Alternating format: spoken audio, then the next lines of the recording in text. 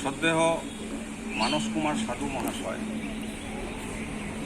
গত 19 এপ্রিল 2021 সালে আমাদের ছেড়ে পরলোকে গমন করেছেন। তার স্মৃতির উদ্দেশ্যে তার কন্যা মাননীয় দেবপিতা সাধু মহাশয়া এবং দেবোত্তম সাধু মহাশয় তার ভ্রাতুষ্পুত্র আজকে আমার পাঠশালা প্রাঙ্গণে বর্ধমানের নবাবহাট সংলগ্ন লালপুকুরে উপস্থিত হয়েছিলেন এবং বাচ্চাদের পড়াশোনা এবং আমরা জানেন যে আমাদের বয়স্ক সাক্ষরতা কর্মসূচিও একটা শুরু হয়েছে। সেই কর্মসূচিতে সঠিকভাবে সুষ্ঠুভাবে পরিচালনার উদ্দেশ্যে একটি উপযোগী জিনিস যেটা হচ্ছে ব্লুটুথ স্পিকার সহ একটি সাউন্ড সিস্টেম আমার পাঠশালার হাতে তুলে দিলেন, বাচ্চাদের হাতে তুলে দিলেন। বাচ্চারা খুবই আনন্দিত।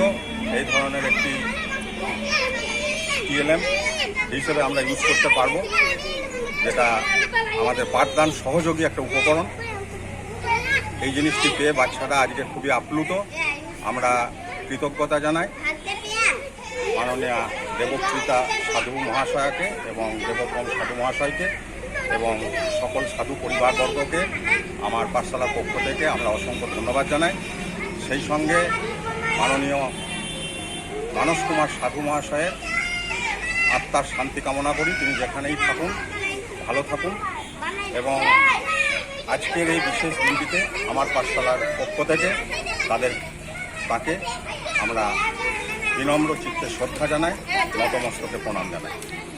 আপনার নাম? সন্দীপ পাঠক, আমার পাঠশালার সম্পাদক।